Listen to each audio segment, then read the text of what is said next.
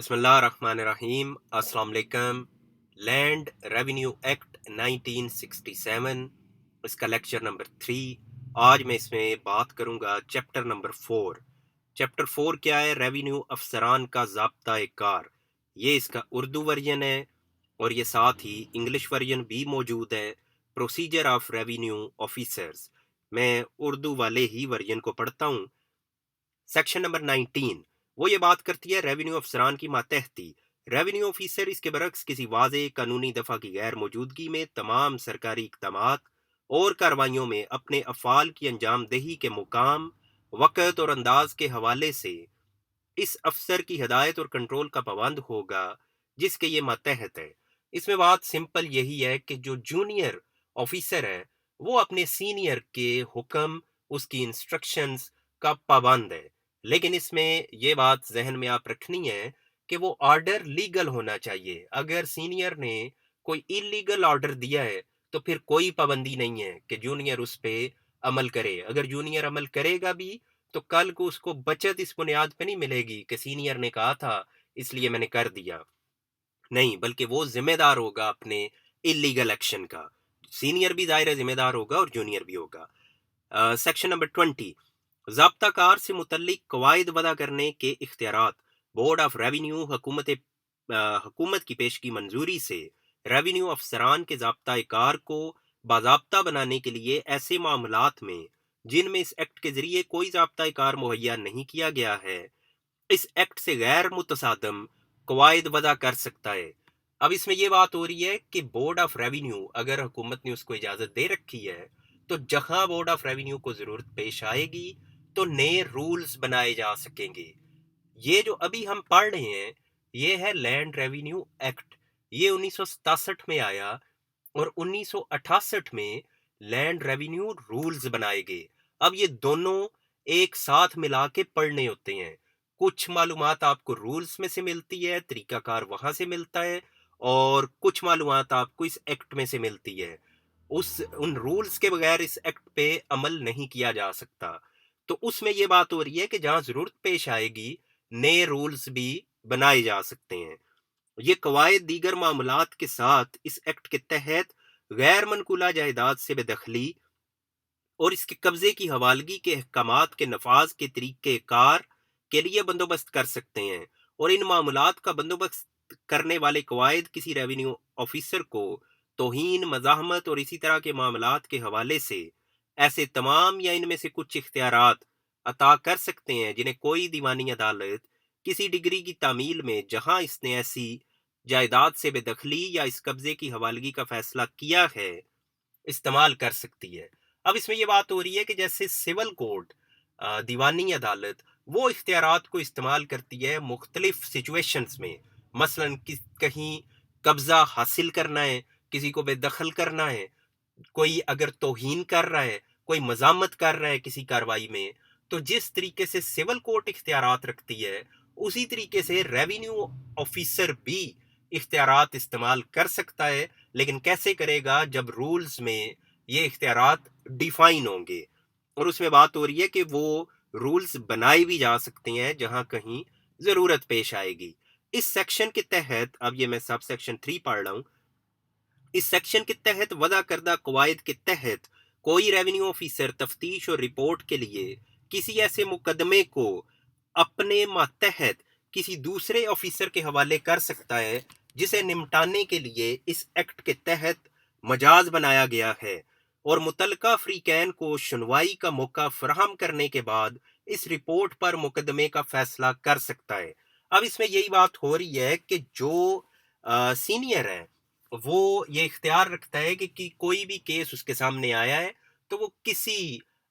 اپنے جونیئر کو وہ کیس ریفر کر سکتا ہے کہ اس کو سنا جائے، اس پہ کاروائی کرے اور سماعت کر کے دونوں فریقین کو اس کے اوپر فیصلہ کرے اپنی رپورٹ اور معلومات اور جو اس کے سامنے ثبوت آئیں ان کی روشنی میں۔ 21 میں یہ بات ہو رہی ہے کسی ریونیو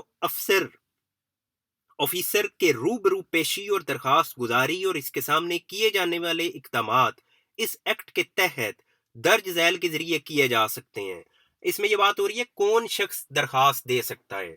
تو یہاں 3 طرح کے لوگ بتائے گئے ہیں۔ ایک تو فریق یعنی فریقین جو متاثرہ شخص ہے وہ درخواست دے سکتا ہے، مجاز کردہ نمائندہ یا اگر وہ اپنا کوئی نمائندہ مقرر کرے،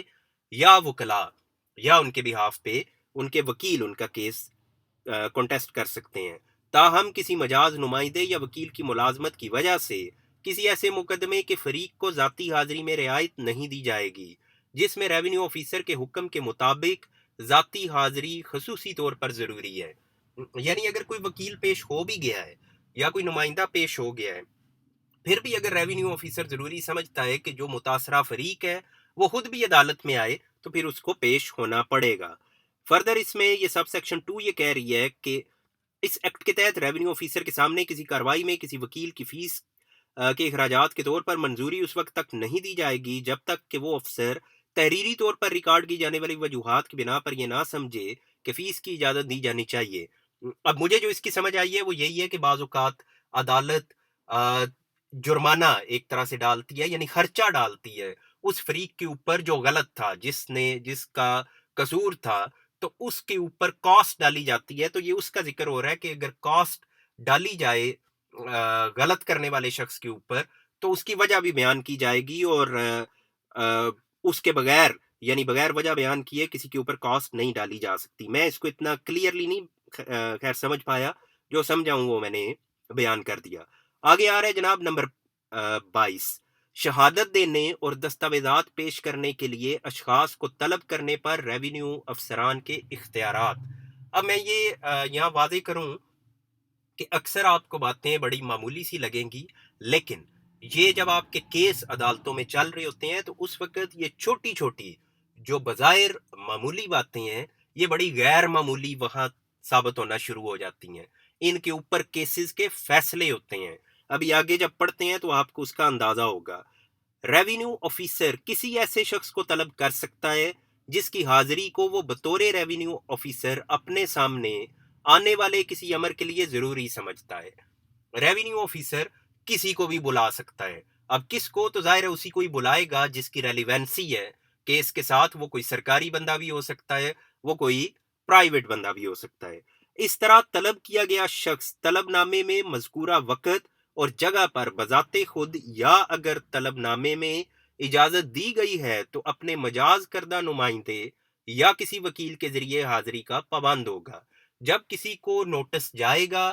کہ تم فلاں دن فلاں ریونیو افسر کے سامنے پیش ہو تو وہ پابند ہے، اس نے پیش ہونا ہے، خود ہو یا کسی وکیل یا کسی نمائندے کے ذریعے پیش ہو اگر اس کی اجازت موجود ہے، بشرطے کہ مجموعہ ضابطہ دیوانی 1908 کے سیکشن 132 اور 133 کے تحت مستثنیات اس سیکشن کے تحت حاضری کے لیے طلبی پر قابل اطلاق ہوں گی کہ جو سی پی سی ہے ضابطہ دیوانی، اس کی جو سیکشن 132 اور 33 میں جو ریلیکسیشن دی گئی ہے، مستثنا حاضری دیا گیا جن صورتوں میں، تو وہ یہاں بھی اپلائی ہوگا ریونیو افسر کے سامنے۔ آگے جناب نمبر 3، طلب نامے کی تعمیل میں حاضر ہونے والا شخص کسی ایسے معاملے میں جس کے حوالے سے اس سے پوچھ گچھ کی گئی ہے یا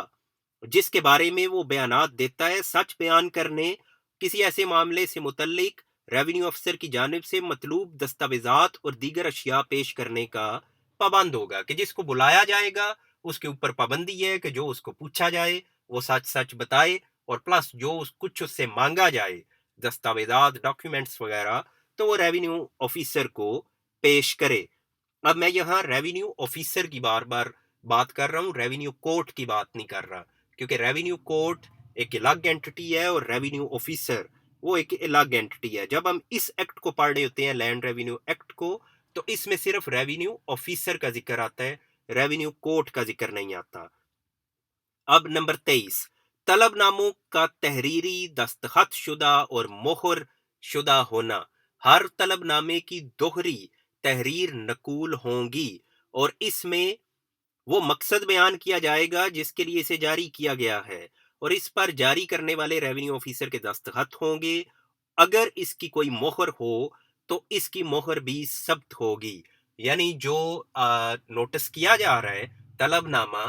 اس کی 2 نقول ہوں گی اور پلس اس کو سائن کرے گا کون؟ ریونیو آفیسر، اور اس کی مہر اگر ہے تو وہ مہر بھی لگائی جائے گی۔ اب یہ بظاہر کتنی معمولی باتیں ہیں، لیکن اکثر کیس ہوں گے جو آپ دیکھیں گے کہ سپریم کورٹ سے وہ واپس ہو گئے ہیں۔ کس بنیاد پہ؟ کہ جو نوٹس کیا گیا وہ پراپر نہیں تھا، اس کو پراپر سٹیمپ نہیں کیا گیا، یا اس انداز سے بھیجا نہیں گیا جو طریقہ کار قانون میں لکھا ہوا ہے۔ آگے 24 میں اس کا طریقہ کار بیان کیا گیا ہے، اس کو میں ریڈ آؤٹ کرتا ہوں۔ آپ کو یہ بڑی مزاحیہ سی باتیں لگیں گی، لیکن یہ ایسے ہی ہے۔ 20 سال 25 سال ہو سکتا ہے کیس چلے اور بعد میں پتہ چلے کہ نوٹس صحیح نہیں ہوا تھا، اس لیے دوبارہ سے سنا جائے۔ آگے جناب، طلب ناموں کی تعمیل کا طریقہ کار، کس طریقے سے طلبی کی جائے گی؟ اگر قابل عمل ہو تو ریونیو آفیسر کی جانب سے جاری کیے جانے والے طلب نامے کی خود اس شخص کو جس کے نام پر یہ، یا ناکامی کی صورت میں اس کے مجاز نمائندے، اس کے خاندان کے کسی بالغ شخص کو جو عام طور پر اس کے ساتھ رہتا ہو، تعمیل کروائی جائے گی۔ یعنی 3 صورتیں بتائی گئی ہیں کہ کیسے طلبی کی تعمیل ہوگی، یعنی جو آپ نوٹس لے کے گئے ہیں، تعمیل کا کیا کیا طریقہ کار ہے؟ ایک تو اس شخص سے تعمیل کروائی جائے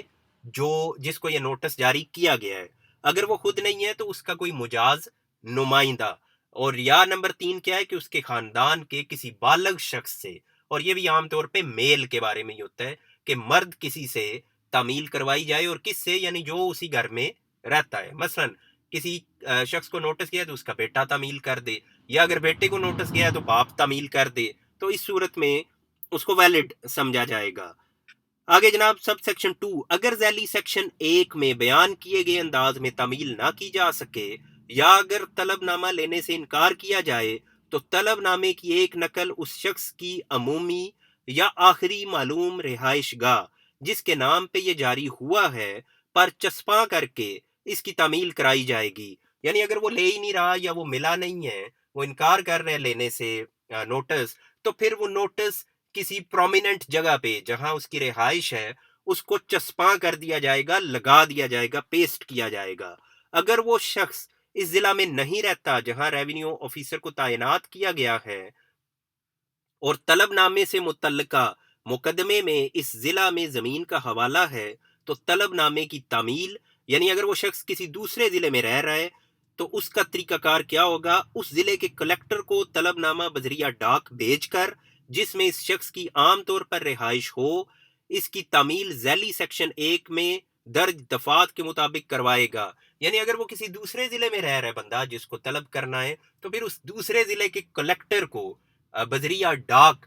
وہ نوٹس بھیجا جائے گا، طلب نامہ، اور پھر اس کی تعمیل وہ کلیکٹر کا آفس جو ہے وہ کروائے گا اس طریقے سے جو طریقہ اوپر بتایا گیا ہے۔ طلب نامے کی ایک نقل اس محال میں یا اس کے نزدیک جہاں اراضی واقع ہے کسی نمایاں جگہ پر چسپا کر کے کروائی جا سکتی ہے۔ سیم وے وہ یہ کہہ رہے ہیں کہ جس جگہ پہ وہ پراپرٹی ہے، یعنی بندہ تو دوسرے ضلع میں ہے لیکن پراپرٹی تو اس کی اسی ضلع میں ہے، تبھی اس کے خلاف کیس چل رہا ہے، تو جس محال یعنی جس موضع میں وہ پراپرٹی ہے وہاں بھی یہ نوٹس لگایا جا سکتا ہے تاکہ اس کو اطلاع ہو جائے گی کسی نہ کسی ذریعے سے۔ نمبر 3، اگر طلب نامہ، اب یہ جو ادھر جتنی یہ سیکشن 24 یہ انتہائی اہم ہے، اسی کی میں بات کر رہا ہوں کہ اگر آپ نے اس کی پابندی نہیں کی تو جناب سپریم کورٹ سے بھی کیسز واپس ہو جاتے ہیں، اور اس بات پہ ہو جاتے ہیں یا فیصلے ہوئے ریورس ہو جاتے ہیں کہ جناب پارٹی کو سنا نہیں گیا، اس کو نوٹس نہیں کیا گیا۔ آج کے دور میں یہ ہو نہیں سکتا کہ کسی کو پتہ نہ چلے اس کے خلاف اگر کیس چل رہا ہو، اور خاص طور پہ جب اس کو بتایا گیا ہو۔ اگر کسی نے جان بوجھ کے ہائیڈ رکھا ہے وہ تو الگ بات، لیکن اگر بتایا گیا ہے،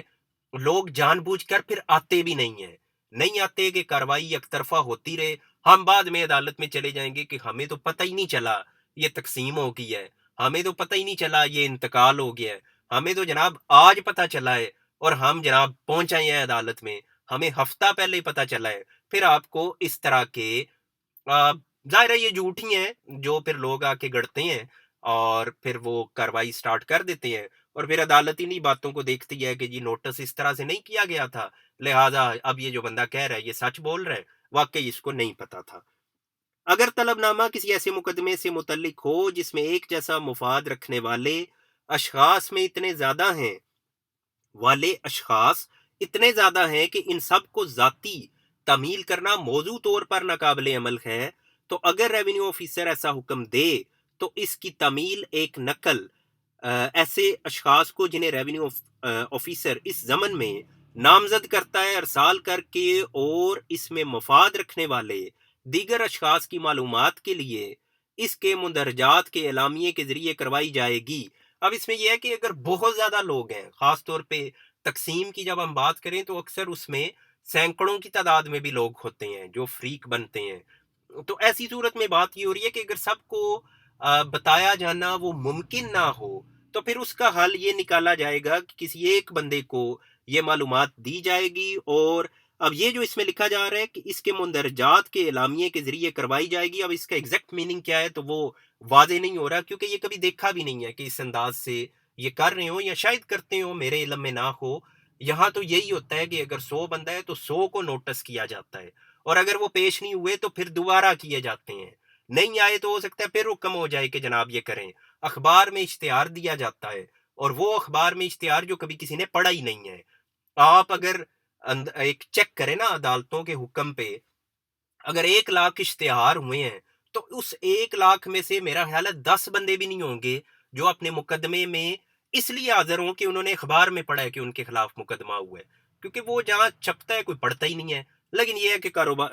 اخبار والوں کا کاروبار چل رہا ہے، اسے تو بہتر ہے جناب فیس بک پہ لگا دیا جائے، ماڈرن دور ہے، فیس بک کا تو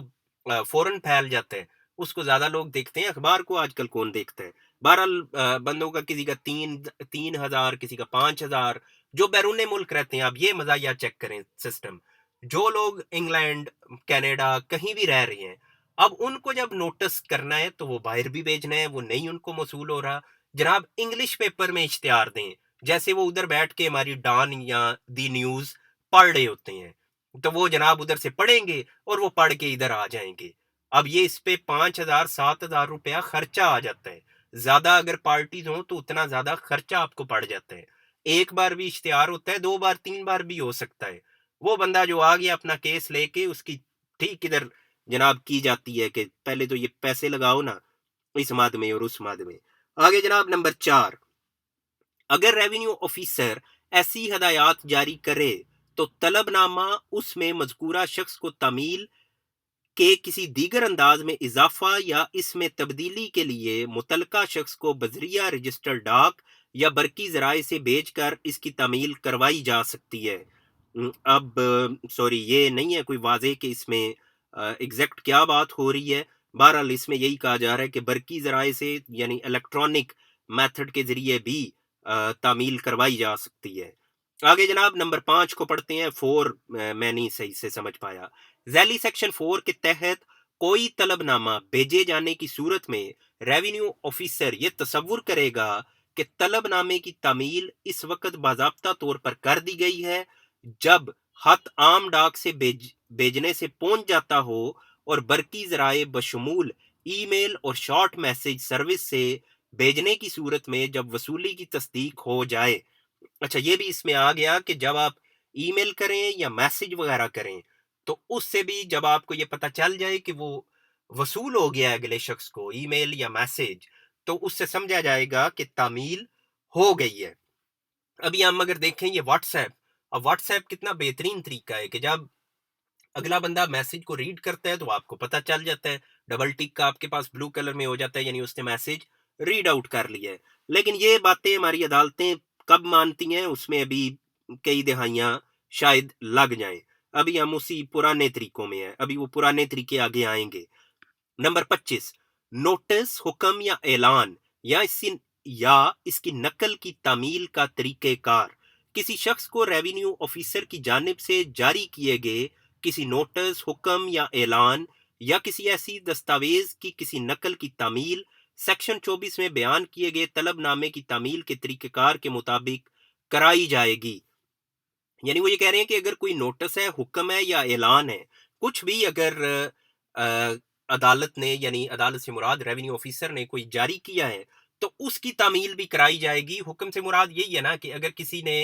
یہ کر دیا ہے کہ سٹے آرڈر کوئی جاری کر دیا گیا ہے تو اس کا بھی اسی طریقے سے بتایا جائے گا جس کے اگینسٹ سٹے جاری کیا گیا ہے۔ کسی بھی ایسے نوٹس، حکم یا اعلان یا اس کی کسی نقل میں حوالہ دیے گئے شخص کے نام یا عہدے میں کسی غلطی کی بنا پر اس وقت تک کالعدم تصور نہیں کیا جائے گا جب تک اس غلطی کی وجہ سے حقیقی ناانصافی نہ ہوئی ہو۔ اگر کسی کا نام غلط لکھ دیا گیا ہے یا پتے میں کوئی فرق آ گیا ہے تو یہ نہیں کہا جائے گا کہ وہ بندہ اب کہے کہ جناب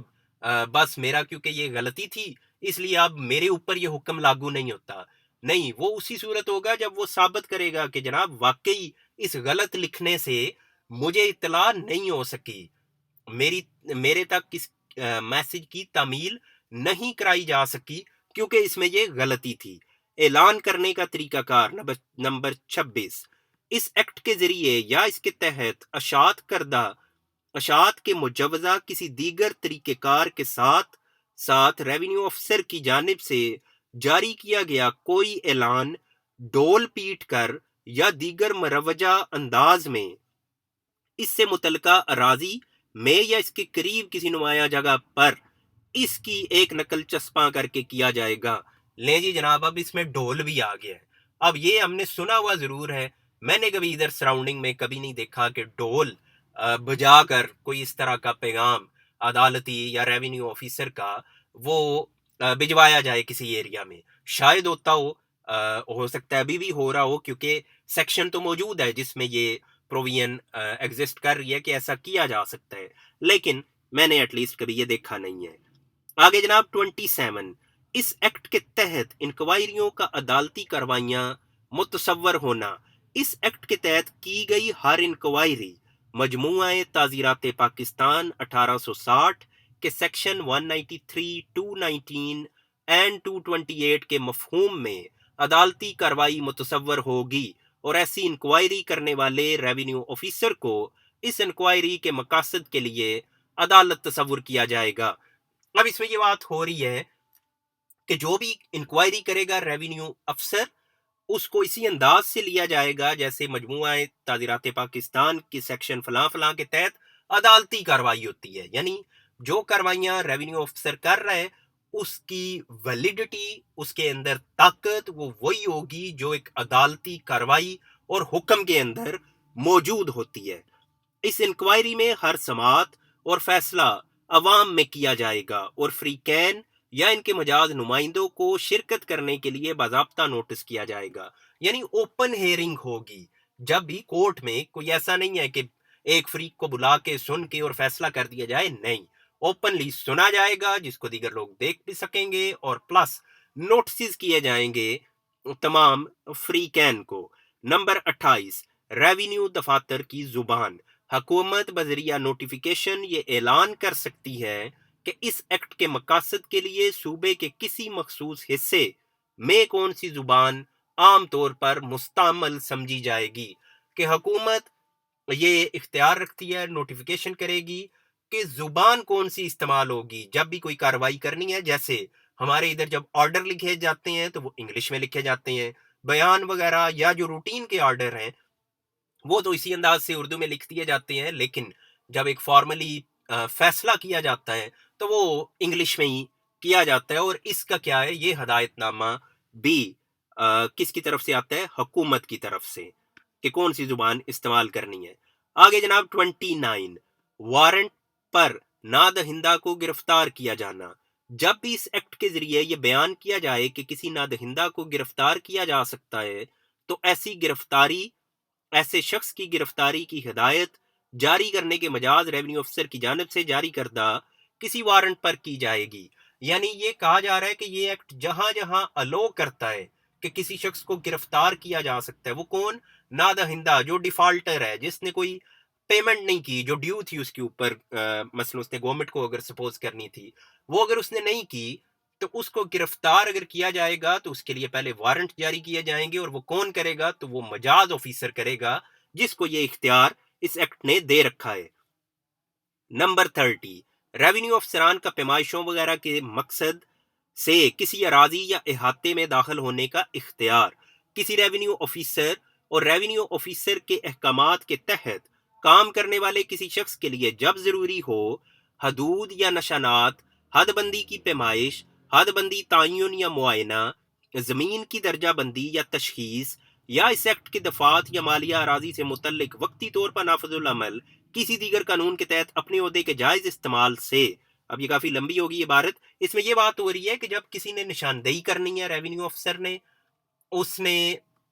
کوئی پارٹیشن کرنی ہے، کوئی اسیسمنٹ کرنی ہے، مالیے کا تعین کرنا ہے، واٹ ایور جو بھی اختیارات اس کو حاصل ہیں اس قانون کے تحت، کوئی بھی کارروائی کرنے کے لیے وہ کسی کی زمین میں داخل ہونا چاہ رہا ہے، ریونیو افسر خود ہونا چاہ رہا ہے یا وہ کسی کو حکم دیتا ہے، مثلا وہ پٹواری گرداور کو کہتا ہے کہ جاؤ اور یہ کام کرو، تو اس کو روکا نہیں جا سکتا. یعنی جو اس زمین کا مالک ہے یا آکوپائر ہے، قابض ہے، وہ اس کو روک نہیں سکتا.